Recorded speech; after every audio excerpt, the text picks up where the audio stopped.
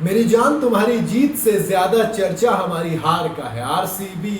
आप में से बहुत से लोग कह रहे होंगे कि यार हार तो गई, अब क्या बातचीत करने आए हो मेरे दोस्त। हाँ, कई बार होता है ना, कई बार आप हारते नहीं हैं, आप घुटने टेक देते हैं, समझ में आता है, लेकिन जब आप लड़कर हारते हो तो आपकी हार का चर्चा होता है। क्योंकि वो बड़ा खूब कहा था ना कि गिरते हैं शहसवार ही मैदानी जंग में, वो तिफल क्या गिरे जो घुटनों के बल चले। तो आरसीबी लड़कर हारी, मुझे ये अच्छा लगा। 3 मई की तारीख थी जब आरसीबी नंबर 10 पे थी पॉइंट्स टेबल में। लोगों ने कहा कि आरसीबी तो इस बार बुरी तरह से बाहर है, इस साल कप नाम दे कुछ नहीं होता, वो आते हैं चले जाते हैं। लेकिन नहीं, वहां से कमबैक किया, 6 लगातार मैच जीते, हर एक मैच को एलिमिनेटर की तरह खेला। लेकिन जब एक्चुअल एलिमिनेटर आया तो वहां पर वो फेल हो गए।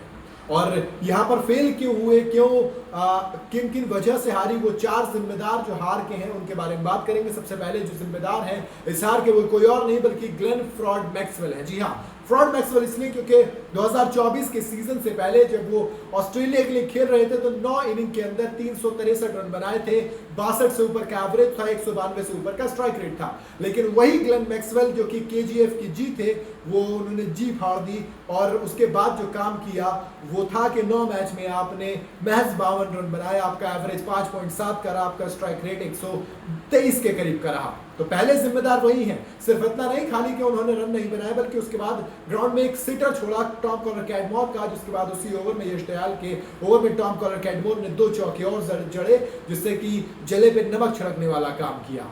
पहले जिम्मेदार ग्लेन मैक्सवेल। दूसरे जिम्मेदार कोई और नहीं बल्कि दिनेश कार्तिक है। यार, आपने भले से कैसे परफॉर्म किया हो पूरे सीजन में, लेकिन दोस्त जब आपकी सबसे ज्यादा जरूरत थी तब आपने मूड खराब कर दिया, तब आपने परफॉर्म नहीं किया।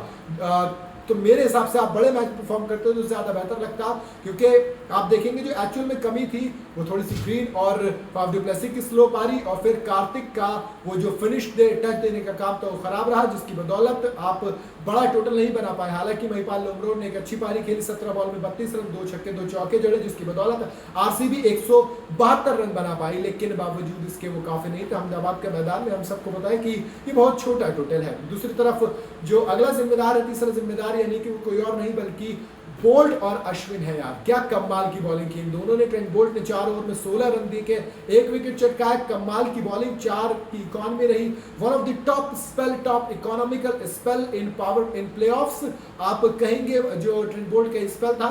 इसके अलावा अश्विन 4 ओवर उन्होंने 16 रन दिए तो उन्होंने 19 रन दिए और 2 विकेट चटकाए। 2 विकेट भी कैमरन ग्रीन और ग्लेन मैक्सवेल के विकेट, दोनों बड़े विकेट है। दोनों ऑस्ट्रेलियंस को अश्विन ने आउट किया। 172 रन बना पाई आरसीबी, बदले में टारगेट मिला 173 का, जो कि कभी भी इनफ नहीं होने वाला था, क्योंकि यशस्वी जायसवाल, टॉम कॉलर कैडमोर, टीकेसी की ओपनिंग के साथ दोनों आए। अच्छी ओपनिंग की, 46 रन की ओपनिंग हुई दोनों के बीच में। कैच जरूर छूटे, लेकिन बावजूद के अच्छी पारी खेली दोनों ने। 30 बॉल 45 रन यशस्वी जायसवाल, 15 बॉल में 20 रन टॉम कॉलर कैडमोर, तो वो भी एक चीज रही। लेकिन उसके बाद जो जिम्मेदारी आई वो कमाल की थी आपकी बॉलिंग की, क्योंकि बॉलिंग आपकी हमेशा से काबिल तारीफ रही है। और आज एक बार फिर से उसने पूरी तरीके से डिसअपॉइंट किया, क्योंकि सबसे अच्छी इकॉनमी को अगर हटा दो, कैमरन ग्रीन को अगर हटा दो जिन्होंने 4 ओवर में 28 रन दिए, तो भैया सबकी इकॉनमी करीब 8.5 और 9 की है। सबकी पिटाई। यश दयाल तो 3 ओवर में 37 रन खा गए, 12.5 की इकॉनमी से करीब वो पिटे। और अगर बात करूं लोकी फर्गसन, ये 2 मेन बॉलर्स में से एक हैं, इन दोनों ने पिटाई खाई। 4 ओवर में 37 रन लोकी फर्गसन ने भी खाए। आखिर मैच इन्होंने फिनिश किया अपनी आखिरी बॉल पर छक्का खाने के बाद, और रामन पॉवेल ने राजस्थान को क्वालिफायर 2 के लिए फाइनल कर दिया। क्योंकि